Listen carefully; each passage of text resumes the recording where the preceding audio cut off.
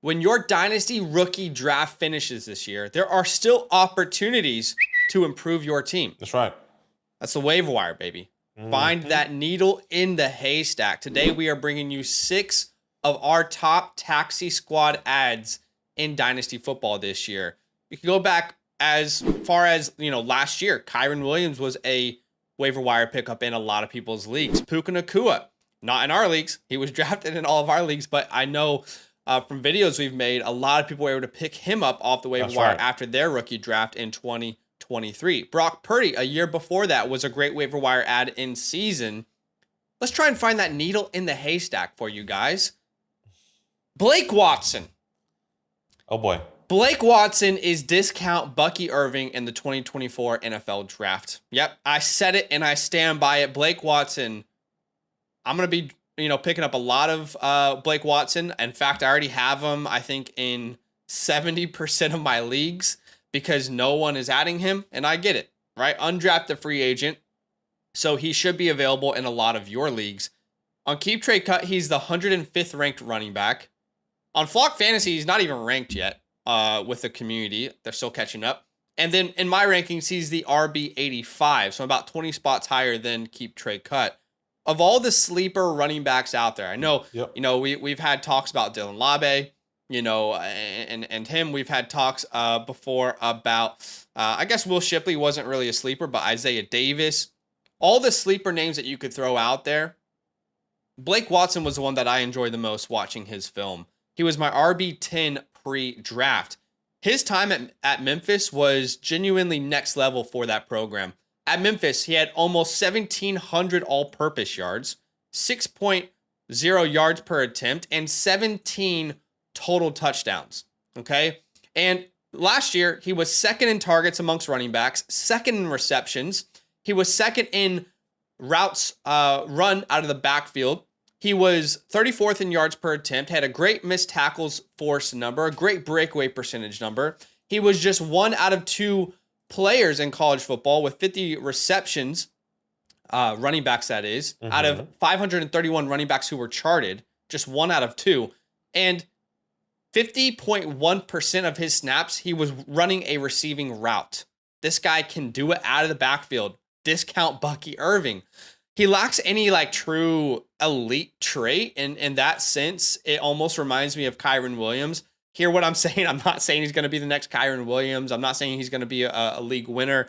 But in the sense of he's a really well-rounded player, but there's really no elite athletic trait to his game. Right. I do see him play quite similarly to Kyron Williams. Kyron Williams light. I think he could be a James White in the league. At worst, I think he's probably Jaleel McLaughlin, which is funny because Jaleel McLaughlin is actually already on the Broncos. But Sean Payton loves this guy. He calls him the Joker type. He said in the interview, he said, I'm not comparing him to Kamara. He was trying to prepare us. I'm not going to compare him to Kamara. But when we drafted Kamara, we saw the same vision that we kind of saw here with Blake Watson. We just didn't realize that Kamara could run on the ground like that until we saw him play in real life. The traits that we saw for Kamara as a pass catcher, the same traits that attracted us to Blake. So I'm going to have as much Blake Watson as I can. And I just think he's a really fun ad. He's going to cost you nothing. And in a PPR league, he could be a really fun threat.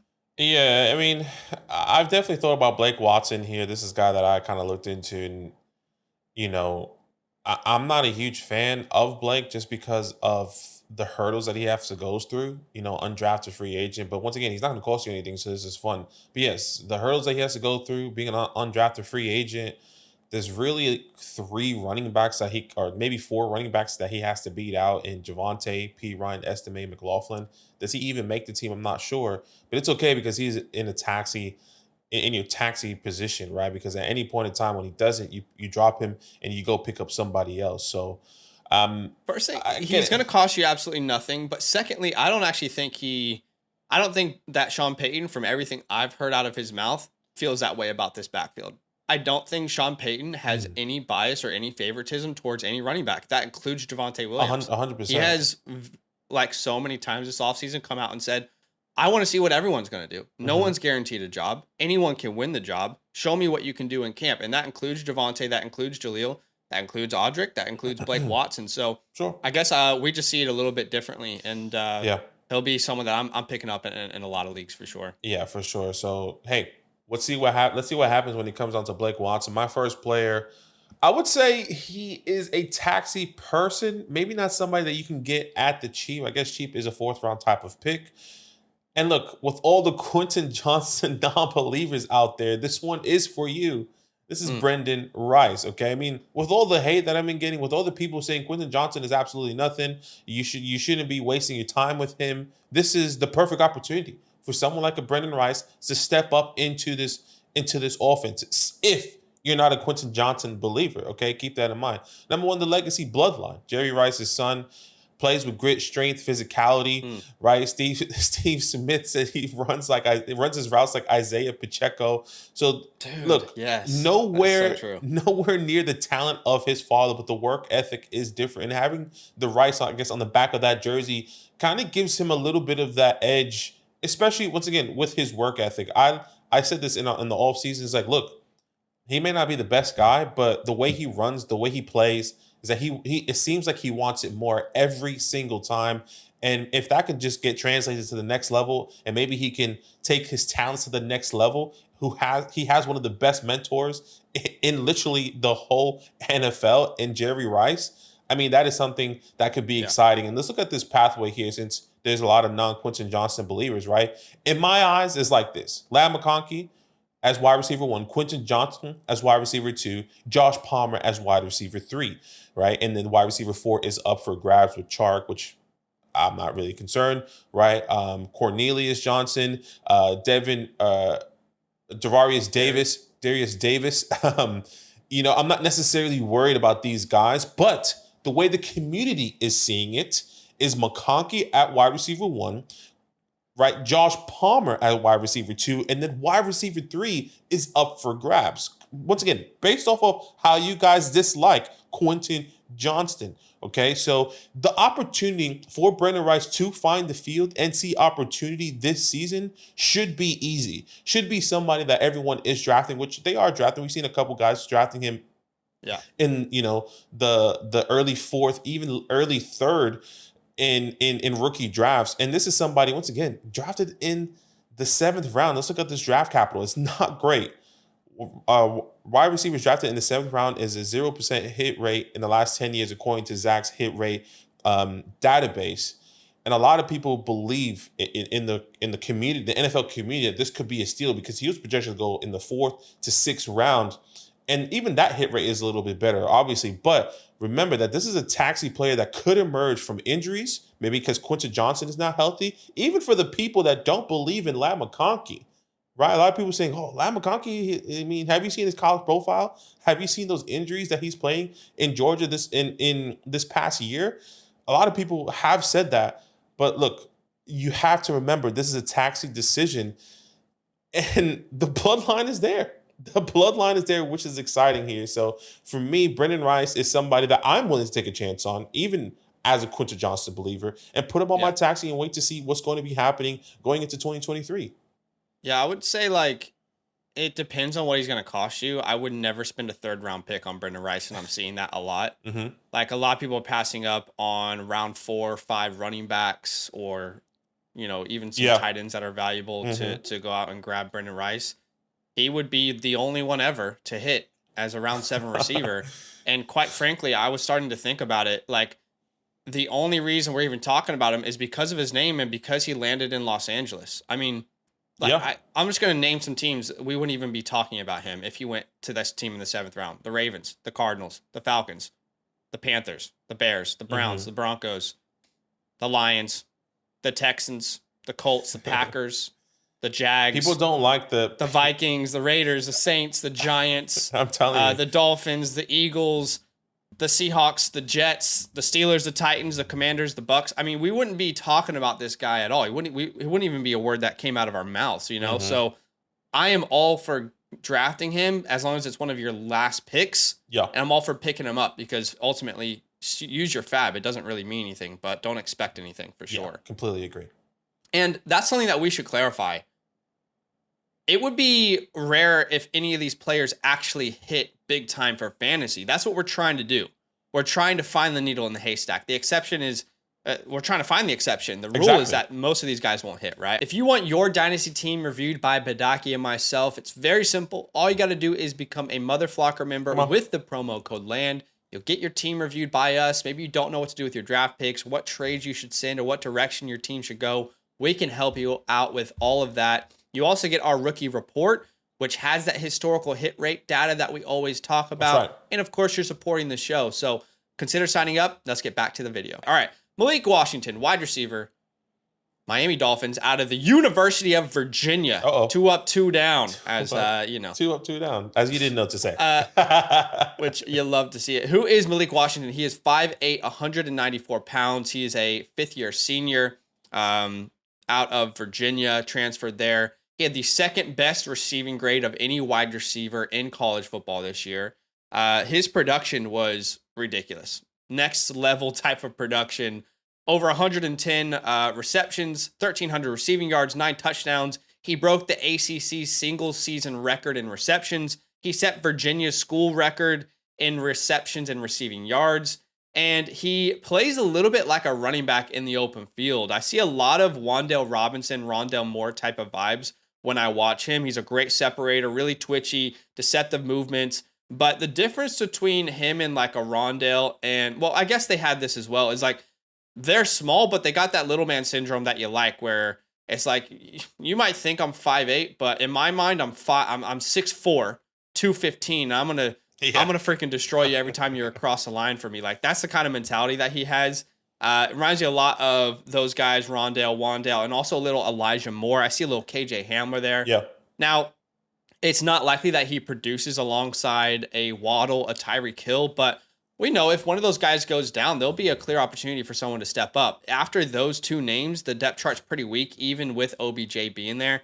And at the end of the day, I trust Mike McDaniel. If he sees something in a player and he thinks that player can be something in his offense, I mean, is there a better offense to be a part of when you're not sure how many touches you're going to get? Yeah, no question. I don't know. I think that's the best offense you could dream to be in. So I'll take him there. He's probably their starting slot receiver, in my opinion, in 3 wide receiver sets. Yeah, and look, we haven't seen OBJ stay healthy, I mean, for a long time now, right? I mean, we saw last year with the Ravens, he was on and off the field, and we saw, emergence of other players at the wide receiver position. And this, it can happen with Malik Washington, right? And Malik, if OBJ misses 3 to 4 games, Malik plays a slot, maybe he sees a 3 to 4 target game. It's not exciting, but what can he do with those opportunities? Can he take it to the next level, understanding what's potentially going to be happening maybe in 2025 when OBJ is no longer on this team? Or maybe if I'm not mistaken, Waddle is going to be a free agent next year. Yeah. So look, in a way, it almost reminds me of like when we have Parker Washington from Jacksonville on a ton of our taxi squads. Yeah. And Christian Kirk went down and he had an opportunity to do something. Now, he didn't really take that opportunity the way that we would have wanted him to, but who's to say that Malik won't if that opportunity is presented? So, exactly. Yeah. Exactly. I completely agree there. All right, going my next player, I guess another man with a little man syndrome here, Jacob Coing. Somebody I love's coming out of this draft class. I was sad when I learned that he got drafted to this team. But let me paint you a picture, right? Let me paint you a picture. All right. We're in week 8 in 2025, and Ayuk was traded away, and Ricky Pearsall and Deebo Samuels are the wide receiver 1 and wide receiver 2. Deebo Samuel, right, gets hurt in week 8. And then when going into week 9, Jacob has an opportunity because there's no one else in the depth chart that can step up ahead of Jacob, right? And who's going to be playing that wide receiver 2 role? It's Jacob. And that's what's exciting here. It's a terrible situation. I'll tell you this right now. I hate this landing spot because of what could potentially be happening. And it just gets even worse that they drafted another wide receiver in the first round. But what we do know is that one of these guys is going to be off this team, at least we're projecting is going to be off this team in 2025, which then boosts Jacobs one spot higher. And really, we're hoping for an injury here when it comes down to one of these guys ahead of him, unfortunately. But if that does happen, what can he do with those opportunities like we were talking about with the Parker Washingtons and the Malik Washingtons? And this is what's exciting. Let's look at his production in what he did in college the past 2 years. He's 5'11", 175 pounds, and a elusive slot wide receiver. I think has a great route tree, great separator as well. He broke out at the age of 18. And in 2023, you can see 89 targets or 89 receptions, over 120 targets, just under 900 yards, 13 touchdowns. In the 2022, an even better a year with over 120 targets, over 1,000 yards, and 7 touchdowns. And in 2023, he was the star of his bowl game. Okay, 7 receptions, 9 targets, over 150 yards, and 2 touchdowns.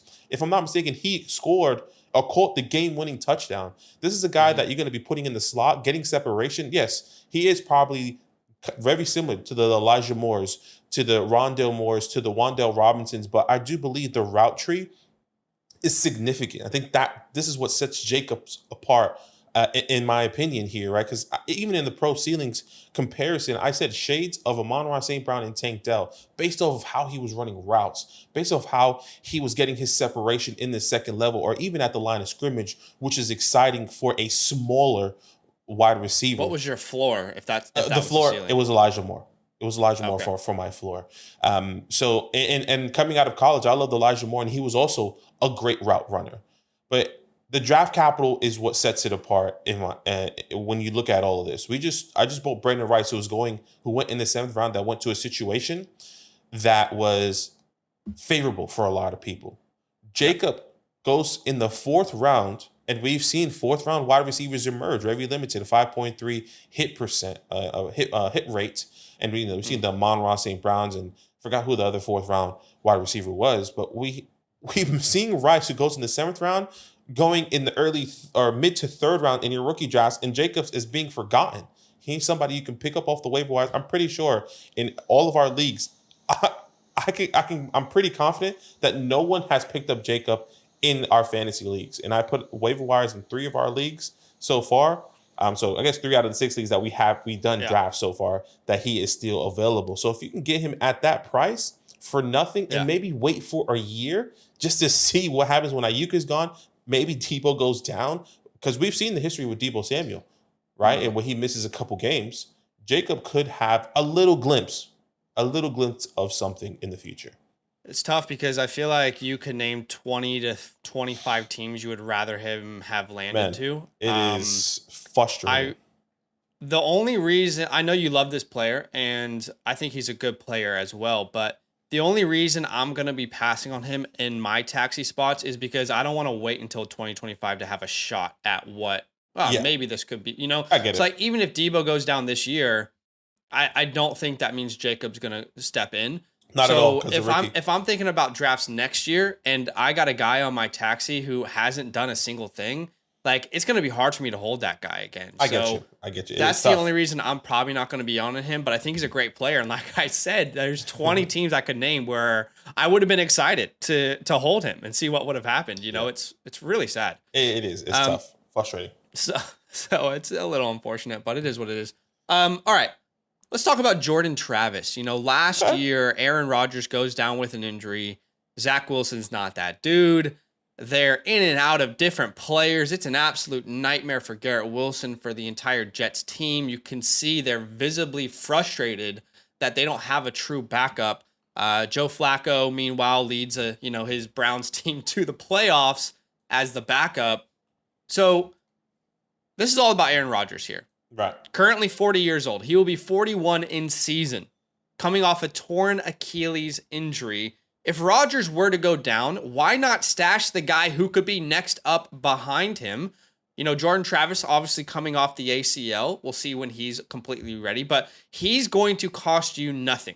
This is not a guy that you draft in the 4th round, by the way. The hit rate is awful. This is not a guy that you draft in the 4th round. This is strictly a waiver wire pickup. Don't take this video as all right, I'm going to take him at the 406. No, let him fall to the waivers. If he doesn't, all good. But pick him up for free. I know they have Tyrod Taylor, but even Tommy DeVito started over Tyrod Taylor in some games last year. Shout out to Tommy. But, Jordan was having a really good year before his season-ending injury. He had 20 touchdowns and just 2 interceptions. He was leading his team to a college football playoff berth, and then obviously he goes down. Worst case scenario, he sits behind Aaron Rodgers for a couple of years, learns as much as he can. Aaron Rodgers gets back to MVP level football. You drop him, you move on. Best case scenario, Rodgers gets injured. Tyrod plays average at best, and Jordan gets his shot to be a starter alongside the mentorship of an Aaron Rodgers with Garrett Wilson, Brees, Corley, and Mike Williams. Take a shot on him in Superflex leagues. There's literally no reason not to add him and see what happens. Yeah, sitting behind Aaron Rodgers is what's exciting here for me when it comes down to Jordan Travis. And I'll keep it. I just say that because there's no one behind him. And if Aaron Rodgers does go down for some reason, which I hope he doesn't, and we want to see a full season from Aaron Rodgers, God, that would be awful. Again, oh man, that would just crush Jets fans. That would be awful. But yes, Jordan Travis is somebody that's exciting as a developmental player. Yeah. Behind Aaron Rodgers. He's old, man, but why not? Why not take the shot? Exactly. All right, let's go with another quarterback. Our last player in this video here, somebody that I hated coming into this class. I'm bringing two people. Well, not two people. I guess a player I loved and a player I really disliked, and that's Spencer Rattler here. As much as I was ripping him based on not improving, I felt like all throughout his college career, he has a God-given talent that can have a tremendous ceiling going if he takes his talents to the next level in the NFL some way, somehow. Now, he gets drafted to New Orleans Saints in the 4th round. His biggest hurdle, or one of the first hurdles, I guess you could say, is Derek Carr. Derek Carr struggled all last season. We saw him go in and out of games with injuries where we easily saw Taysom Hill step up, Jameis Winston step up at that time. And if that does happen where he does miss a stretch of games, there's still another hurdle, which is Taysom Hill. Right, we have to understand Taysom Hill is most likely going to be playing the backup quarterback role. Sheesh, I didn't even think about that. Yeah, right.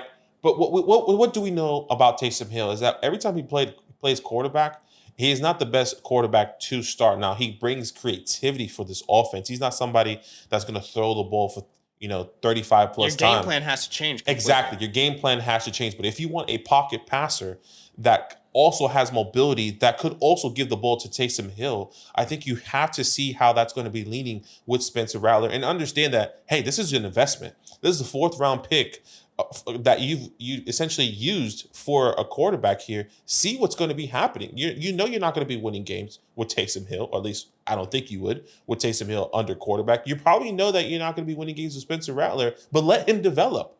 See what happens when you're going into that world. If Derek Carr goes down, and if you really want to take the chance with Spencer Rattler, the arm talent is there, the mobility is there for him. Can he be successful in structure with, let's be honest, with weapons? Alvin Kamara is back there if he does stay with if Alvin Kamara is still on this team. With Chris Olave, with Rashid Shaheed, with Kendre Miller. These are options for him that he doesn't have anyone. He just needs to improve on the little things and see if he can take his talents, once again, to the next level, in the next level. I'm taking my talents to South Beach. Not one, not 2, not 3. Something to note, they also do have Jake Haener on the roster. I would say, obviously. Yeah, right. Go ahead. Just to say, I do believe Spencer would start over him, so I'm not necessarily concerned. But yes, they do have Jake Haener on the roster. Yeah, Jake Haener's there. Last year, they drafted him in the 4th round. It's the same organization, same franchise. Yeah. And they drafted Spencer in the 5th round. So that kind of, is the dark side of Spencer Rattler drafting him, is just being aware of that. But the bright side is we're not that far off from seeing this pay off in certain drafts. Exactly. Now, I'm going to go back to the 2022 draft, right? You've got Desmond Ridder. You had Sam Howell. You had Malik Willis. None of those guys panned out. But if you sold them at the right time, then you would have made profit on your investment. If you had sold Sam Howell mid last year when he was throwing a bunch of touchdowns, you would have made profit on your investment. Yeah. It's very unlikely that this guy is going to ever be a starter, but, if he gets a chance, make sure you sell at the right time to make that investment back, to recoup your investment. Agreed. But 6 players that we think are great taxi holds. There's a lot of names we could have thrown out there, I'll be honest with you. So many. There was so many names. And let's just quickly talk about some honorable mentions. Kamani Vidal, I felt like we couldn't talk about him because we've already talked about him so many videos, and he's not really a sleeper. He's going to be drafted in every league. Jalen Coker is a name I really wanted to bring up. I just didn't have a slot for him out of Holy Cross, he goes to Carolina. Jaheim Bell, Eric All, Yeah. Theo Johnson, Tyrone Tracy, Devon Vele. Don't sleep on Devon Vele. Vele. He is getting a ton of hype out of camp. And this could be their Tim Patrick replacement long term. The issue is he's about as old as Tim Patrick. He's 26 years old. I mean, we made fun of what's his face for being 25. Bayless Jones. Jones. Oh, come on, what a This legend. guy is 20. This guy's 26 years old as a rookie. So it's a tough picture to paint. But do us a favor, hit the like button, and we'll see you soon. All love. Now that those idiots are done talking, who needs some rankings? Hell yeah, I need some rankings. Then use promo code LAND, L-A-N-D, for 30% off any membership at flockfantasy.com. Oh. It's so easy, even your grandma could scan that QR code right there.